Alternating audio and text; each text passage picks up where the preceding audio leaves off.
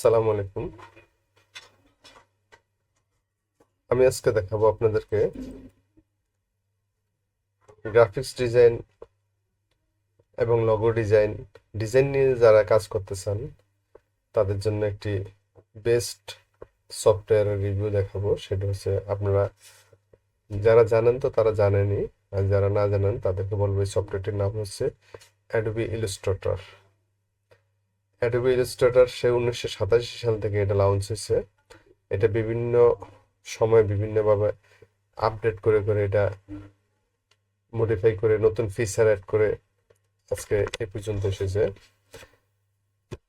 বর্তমান Adobe Illustrator একটি খুবই জনবহুল এবং জনপ্রিয় একটি সফটওয়্যার, যে সফটওয়্যারের মাধ্যমে আপনারা গ্রাফিক্স ডিজাইন এবং poster design, ব্রোশার design, visiting card design, print media, যত ডিজাইনের কাজ আছে সকল ডিজাইনের কাজের অধিকাংশ কাজই করা হয় অ্যাডোবি ইলাস্ট্রেটরের মাধ্যমে।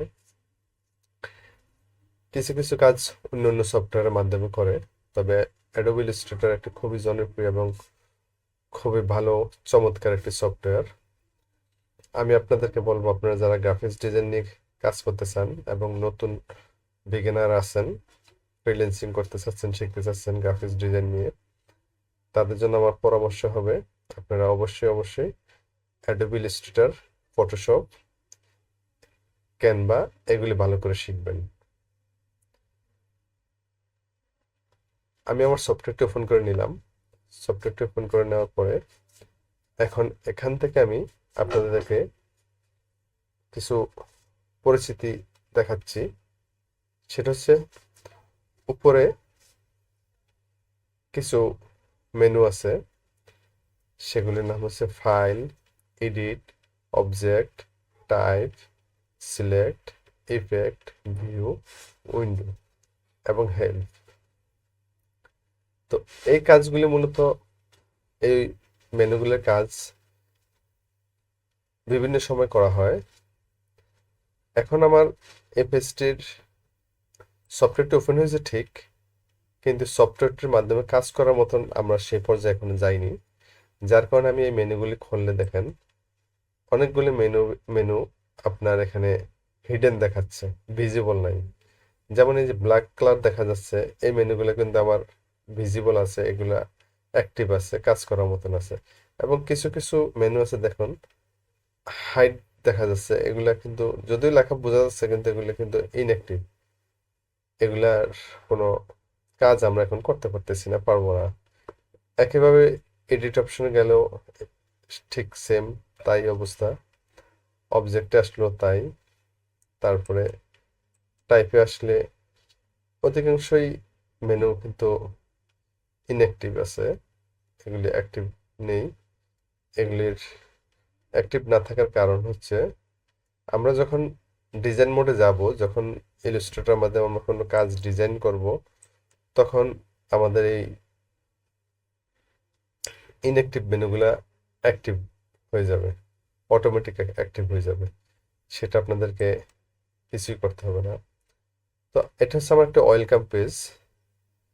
ওয়েলকাম পেজের ভিতরে আমি এখান থেকে কাজ করার জন্য, আপনাদেরকে দেখানো বোঝানোর জন্য আমি আমার নিচে কিছু ছবি দেখাচ্ছে, এই যে ফুটবল এবং একটি লোগো, বিভিন্ন ডিজাইন দেখাচ্ছে। আমি একটু উপরের দিকে তুলে দেখাচ্ছি, এই যে ডিজাইনগুলো দেখাচ্ছে 2026 ফুটবল, তারপর এখানে একটা শেপ, এখানে হার্ট শেপ, এখানে একটি গাছের শেপ, ইত্যাদি ইত্যাদি যে শেপগুলো দেখাচ্ছে, এগুলি আসলে আমি রিসেন্টলি এই ডিজাইনগুলির উপরে কাজ করছি।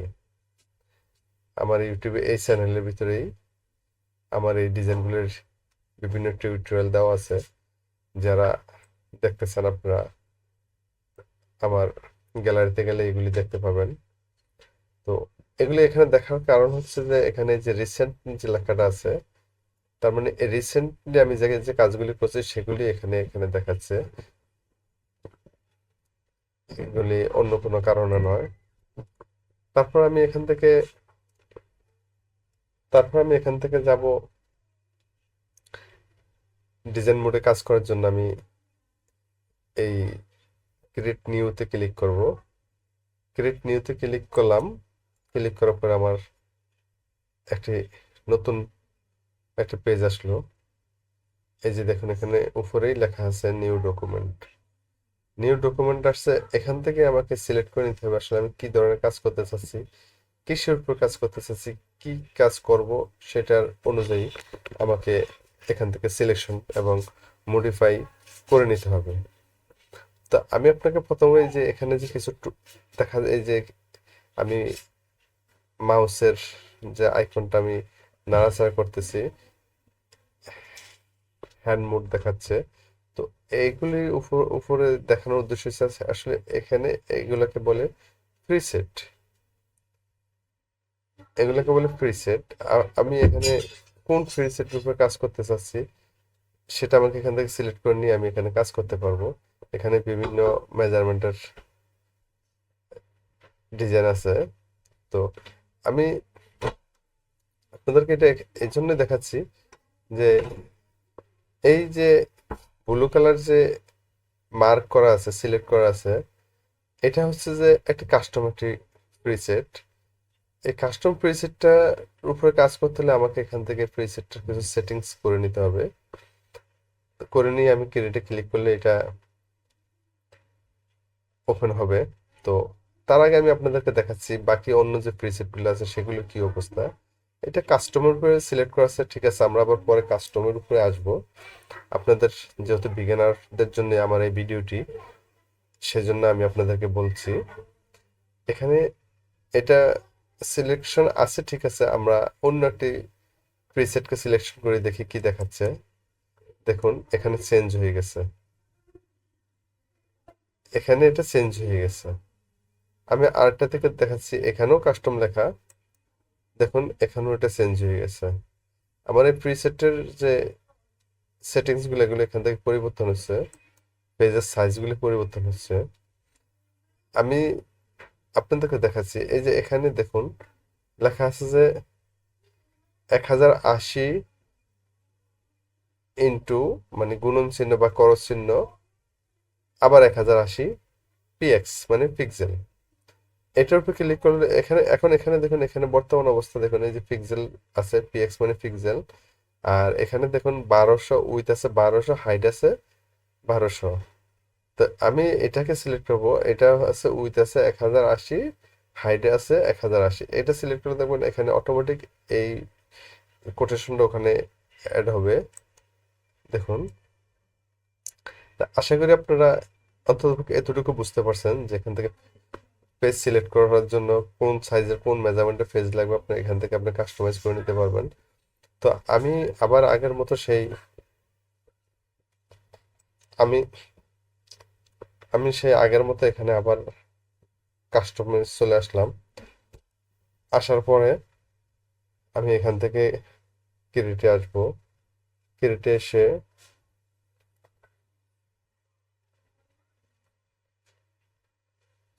এখান থেকে ক্রিয়েট করে নেব একটি নতুন পেজ। নতুন একটি প্রিসেট সিলেক্ট করে আমি এটার সেটিংসটা করে নিচ্ছি। সেটা করার জন্য আমাকে উইথ এবং হাইট সম্পর্কে আপনার কতটুকু মেজারমেন্টের আপনার পেজটা নিতে চাচ্ছেন ডিজাইন করার জন্য সেখান থেকে আপনাকে এটা সেট করে নিতে হবে। এখানে দেখুন পিটি লেখা আছে, এখানে পিটি লেখা আছে, এখানে পিএক্স লেখা আছে। আচ্ছা, এখন পিএক্স আর পিটি, এখানে পিএক্স আর পিটি এটাকে আমি কিভাবে ইয়ে করব, দুটো দুই রকম কেন দেখাচ্ছে সেটা আমি কিভাবে বুঝবো। তো সেটা করার জন্য আপনাকে এখানে পিএক্স মানে তো বললাম এটা পিক্সেল, আর পিটি মানে তো বলছি পিটি মানে হচ্ছে পয়েন্ট। এই যে এখানে পয়েন্ট সিলেক্ট আছে সেজন্য এটা পিটি। আমি এখান থেকে এটাকে যদি পিক্সেলে নিয়ে নিই, দেখুন এটা পিএক্সে চলে আসছে। তো আমার এই প্রিসেট ডিটেলসে এসে আমাকে এখানে এই বিষয়গুলো সিলেক্ট করে দিতে হবে। সেটা করার জন্য আমার পেজটার আকার সাইজ আপনি চাইলে এখান থেকে ইঞ্চিও নিতে পারেন। এখানে ইঞ্চি আছে, এই যে দেখুন আমার উইথে 16 ইঞ্চি, বা আমি একটা A4 সাইজের একটি মেজারমেন্ট দিতে চাচ্ছি, যেহেতু A4 মেজারমেন্ট A4 সাইজের কাগজের মাপ হয় 8.5, 8.5 এবং হাইট হয় 11 ইঞ্চি। তো এখানে আমি ইঞ্চিতে সিলেক্ট করে আপনাকে দেখাচ্ছি। এখানে দেখাচ্ছে ওরিয়েন্টেশন হচ্ছে আপনার পেজটা কিভাবে দেখতে চাচ্ছেন।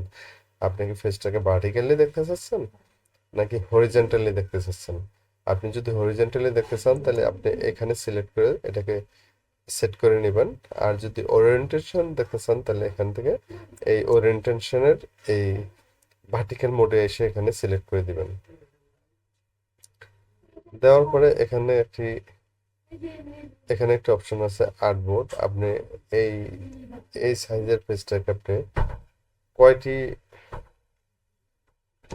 কয় ভাগে ভাগ করতে চাচ্ছেন, কয়টি পেজের মধ্যে একসাথে কয়টি পেজে কাজ করতে চাচ্ছেন, তো সেটার জন্য এখানে আপনাকে আর্টবোর্ডটাকে সেটিং করে নিতে হবে। আর্টবোর্ডটাকে সেটিং করে নেওয়ার জন্য আপনাকে এই এক এখানে এক বাই ডিফল্টে এক আছে, এখানে এক থাকবে, এখানে এক থাকবে। তারপরে এই ব্লেডে আপনাকে কিছু করতে হবে না, এটা যা আছে, যেহেতু আপনি বিগিনার, তো বিগিনার জন্য এখানে আপনাকে কিছুই করতে হবে না, এটা এখানেই থাকবে। তো আপনি যেহেতু প্রিন্ট করবেন, আমি জাস্ট এখানে প্রিন্টের জন্য আমি আপনাদেরকে এটা এই যে কালার মোডটা, সেটা যারা প্রিন্ট মিডিয়ার জন্য কাজ করবেন সেটা হবে CMYK কালার। আর যারা মিডিয়ার জন্য কাজ করবেন, প্রিন্ট করবেন না, ডিজিটাল ভাবে দেখাবেন, তাদের জন্য RGB কালার। তো এখানে প্রিসেটের যে নিচে যে সেটিংগুলো আছে এগুলি আর আপনাকে কোনো কিছু করার দরকার নেই আপাতত। আপনি যখন একটু ইন্টারমিডিয়েট লেভেলে যাবেন তখন আপনি এই সম্পর্কে আর একটু বিস্তারিত নিজেই জানতে পারবেন, শিখতে পারবেন। এখন আমি এখান থেকে ক্রিয়েটে ক্লিক করলাম। ক্রিয়েটে ক্লিক করার পরে এখানে আমার নতুন একটি আর্টবোর্ড ওপেন হবে সাদা কালারের। এই আর্টবোর্ডটি দেখুন, এটার এখানে এই লেফট সাইডে অধিকাংশ অংশটা আমার ব্ল্যাক দেখা যাচ্ছে, আর এই হোয়াইট অংশটা এখানে এই ভিতরে ঢুকে গেছে। এখন আমি এটাকে কিভাবে আরো পরিষ্কারভাবে খোলা জায়গায় আনবো, এবং সেটা করার জন্য আপনি এখানে দুইটা মোড ভাবে করতে পারবেন। প্রথমটা দেখাচ্ছি আপনাকে, এই যে বাম পাশে যে আইকনগুলো দেখা যাচ্ছে এটাকে বলে টুলস বার। এই টুলস বার থেকে আপনি এখানে এই যে একটি হাত দেখা যাচ্ছে, আমি হাতের উপর যখন মাউসটা নিয়ে আসলাম সেখানে দেখুন এই হাত দিয়ে চাপ ধরে ধরে এখানে দেখা যাচ্ছে আপনি এটা কিভাবে কাজ করে। তো এই টুলসটার নাম হচ্ছে হ্যান্ড টুল। আমি এটাকে সিলেক্ট করব। সিলেক্ট করে আমি ওই এখানে যে আপনি একটি ছোট একটা ভিডিও দেখলেন এই যে কিভাবে এটাকে কাজ করে, আমি সেম ভাবে এটাকে চেপে ধরে দিকে টান দিব। টান দেওয়ার পরে আমার এটা এই পরিষ্কার একটি খোলা জায়গায় চলে আসলো। তো এতটুকু আপনারা আশা করি বুঝতে পারছেন। তারপরে আপনারা এটাকে এখন আপনি এই যে সাদা যে অংশটা, এটা হচ্ছে আমার মূলত কাজের জায়গা। তো এখন আমি যখন এখানে চলে আসলাম, চলে আসার পর এখান থেকে এই যে মেনুগুলো দেখুন, এখন মেনুগুলো অনেকগুলো মেনু কিন্তু এখানে অ্যাক্টিভ হয়ে গেছে। এই যে দেখুন, আবার এই মেনুগুলো কিন্তু এই মেনুগুলো কিন্তু ডিঅ্যাক্টিভ ভিজিবল রয়ে গেছে, হিডেন রয়ে গেছে, এই মেনুগুলো কিন্তু আসতেছে না। তো সেটা করার জন্য আপনাকে যখনই আমি কোনো এই সাদা অংশটার উপরে কোনো কাজ করব তখনই মূলত আপনি এখান থেকে কিছু এই মেনুগুলার অ্যাক্টিভেশন দেখতে পারবেন।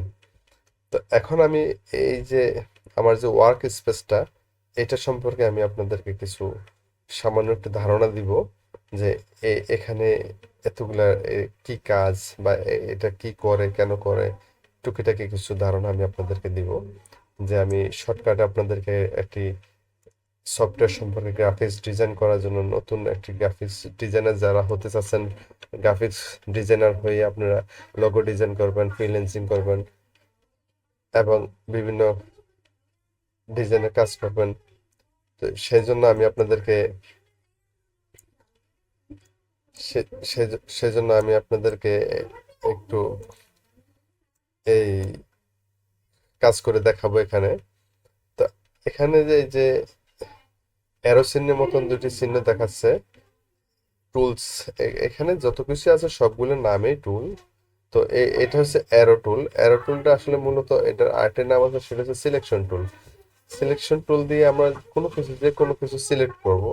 এই যে দেখুন এখানে ডিভাইডার, এই যে এগুলো এগুলো সিলেক্ট করার জন্য এটা সিলেকশন টুল। আমার এখানে দেখেন আমার আমি যেখানে যে এই যে হ্যান্ড টুলটিকে আমি সিলেক্ট করে রেখেছিলাম, এটা দেখেন একটা সিলেকশন হয়ে আছে। এখন এখানে আমার সব কিছুই কিন্তু হ্যান্ড টুল দিয়ে দেখাচ্ছে, যে আমি যা ইচ্ছা তা করতে পারতেছি হ্যান্ড টুল দিয়ে। যখন আমি এখানে আসতেছি তখন কিন্তু আমার এখানে সিলেকশন টুলটা অ্যাক্টিভ হয়ে যাচ্ছে অটোমেটিকলি। এখানে আপনাকে সিলেক্ট করতে হচ্ছে না। অতএব এখানে হ্যান্ড টুলের কোনো কাজ না, এখানে হচ্ছে কাজ হচ্ছে সিলেকশন টুলের। তারপরে যে এখানে এই পাশে একটা টুলস আছে, সেটির নাম হচ্ছে ডিরেক্ট সিলেকশন টুল।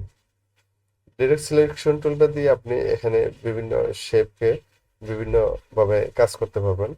আচ্ছা, আমি আপনাদেরকে আর একটু ডিটেলস পরিষ্কার করে বোঝানোর জন্য এই হাতে কলমে দেখাই দিচ্ছি। আমি প্রথমত একটি স্কোয়ার শেপ নিব। এখানে স্কোয়ার শেপ নিয়ে আমি আপনাদেরকে দেখাচ্ছি সিলেকশন টুল এবং ডাইরেক্ট সিলেকশন টুলের কাজটা কি। তো আমি এখান থেকে একটা স্কোয়ার শেপ নিচ্ছি। আপনি অবশ্যই জানেন যে স্কোয়ার শেপের নাম হচ্ছে রেক্টেঙ্গেল টুল, রেক্টেঙ্গেল। তো আমার এই স্কোয়ার শেপের এই টুলটির নাম হচ্ছে রেক্টেঙ্গেল টুল। তো আমি যখন এটাকে সিলেক্ট করলাম, এটা দেখেন এখানে সিলেকশন হয়ে গেল। হয়ে যাওয়ার পরে আমি এখানে আমার মাউসকে মাউস দিয়ে চাপ দিয়ে ধরে টান দিয়ে আমি এখানে একটি স্কোয়ার শেপ নিয়ে নিলাম। নিয়ে নেওয়ার পরে এখানে আমি আপনাকে আবার দেখানোর জন্য বলছি, এতক্ষণ তো আমার এখানে কোনো কাজ ছিল না, কোনো অবজেক্ট ছিল না, যে কোনো ডিজাইন ছিল না। মনে করেন এটি একটা ডিজাইন এখন চলে আসলো। এখন এখানে যে কিছু মেনু ছিল যেগুলো ডিঅ্যাক্টিভ ছিল, এই মেনুগুলো দেখেন, অনেকগুলো মেনু কিন্তু এখানে অ্যাক্টিভ হয়ে গেছে। কিছু কিছু মেনু কিন্তু অ্যাক্টিভ হয়ে গেছে, দেখুন। আচ্ছা, এখন আমার সিলেকশন টুলের যে কাজটা হচ্ছে, এটা হচ্ছে আমার সিলেকশন টুল। এই টুলটা এখন আমার হ্যান্ড টুলটা চলে গিয়ে এখন আমার সিলেকশন টুলটার উপর সিলেক্ট হয়ে আছে, যার কারণে আমি এখন যে কোনো কাজ করতে পারবো সিলেকশন টুলের মাধ্যমে। এই যে দেখুন সিলেকশন টুল থেকে চেপে ধরে কিন্তু আমি এটাকে এদিক থেকে ওদিক, ওদিক থেকে এদিক নিতে পারছি। কিন্তু আমি হ্যান্ড টুল দিয়ে কিন্তু আমি এটা এদিক থেকে ওদিক নিতে পারবো না। হ্যান্ড টুল দিয়ে নিতে হলে আমাকে পুরো পেজটাকে নাড়াচাড়া করতে পারবো, কিন্তু কিন্তু কোনো অবজেক্টকে আমি এখান থেকে নাড়াচাড়া বা মুভিং করতে পারবো না। তো সেই জন্য সিলেকশন টুলের প্রয়োজন হবে।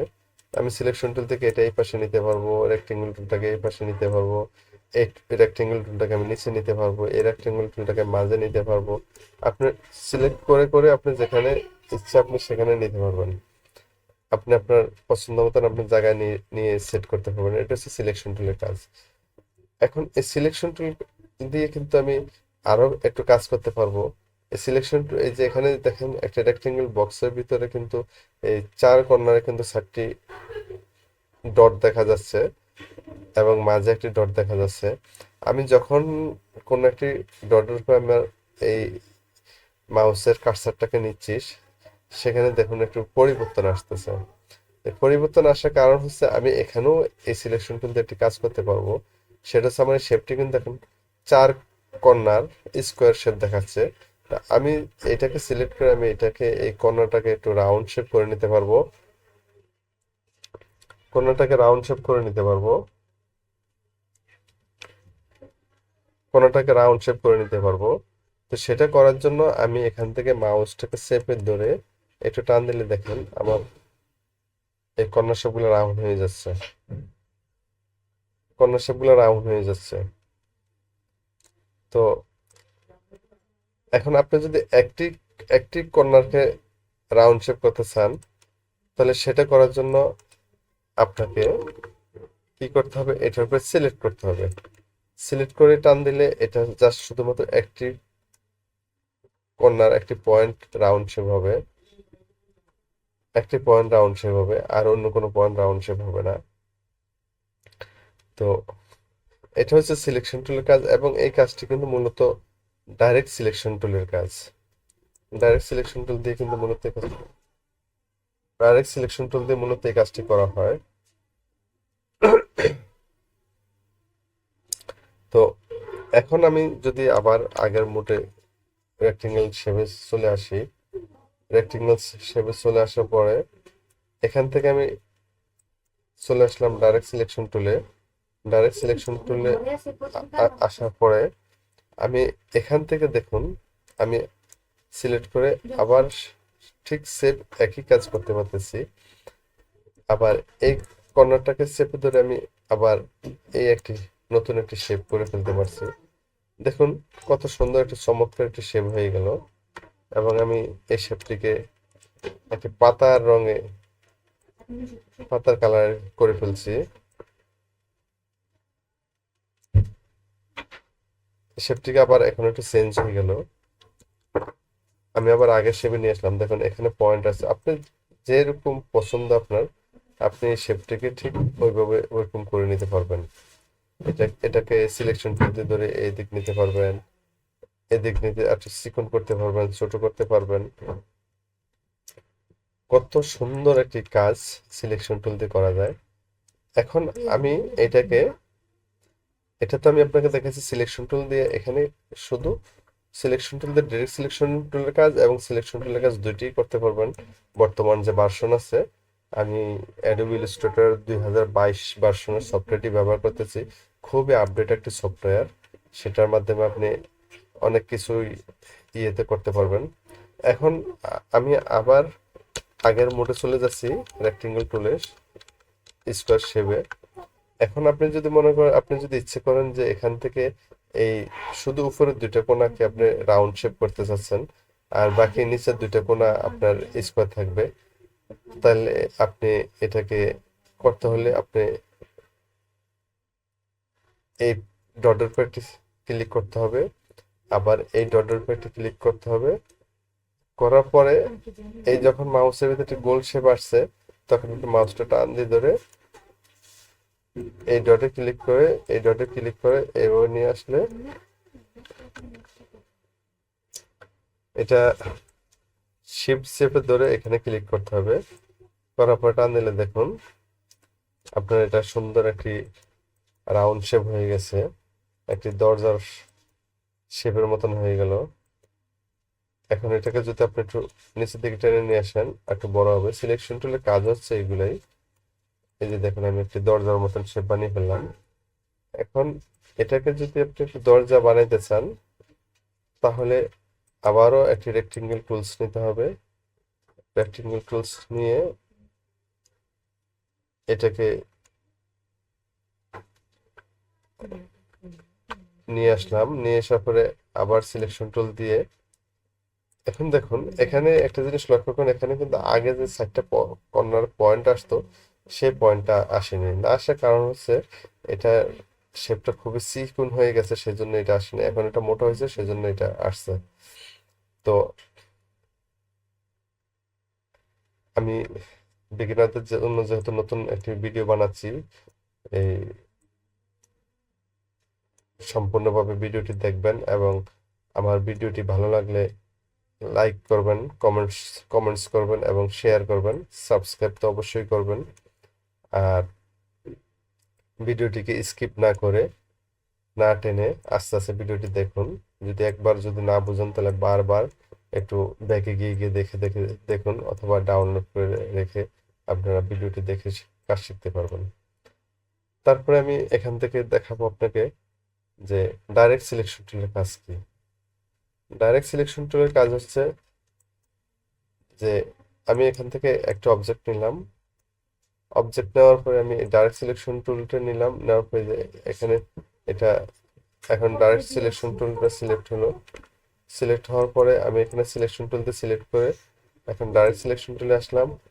আসার পরে আমি এখান থেকে সেম একটু আগে যে কাজগুলো দেখাইছি, সেই একই কাজগুলো কিন্তু আমি এখান থেকে করতে পারতেছি। দেখুন এখন আমি যদি ইচ্ছে করি যে আমার এই উপরের কোণাটা, নিচের কোণাটা আর উপরের পয়েন্টটাকে আমি রাউন্ড শেপ করে নিয়ে আসবো, দেখুন সেটাও চাইলে সম্ভব।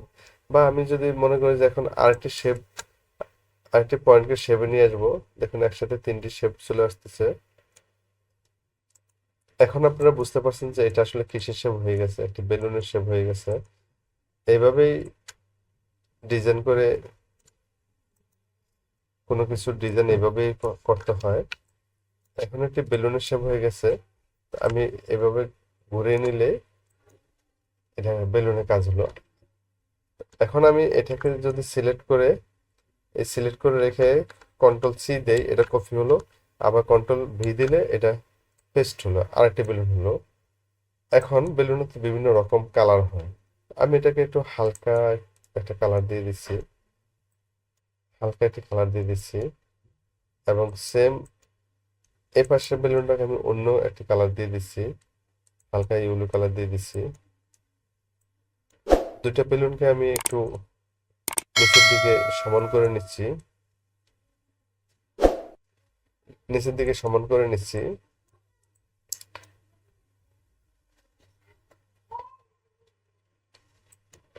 নিচের দিকে সমান করে নিয়ে নিচের দিকে একটু সমান করে নিয়ে আসছি। নিয়ে আসার পরে এখন আমার এই যে এখানে যে বর্ডার যে কালো একটি কালার দেখা যাচ্ছে, অথচ এই পাশের বেলুনটাতে কিন্তু কালোটা দেখা যাচ্ছে না। এটা না দেখা যাওয়ার আর এটা দেখা যাওয়ার এখানে একটা কারণ আছে।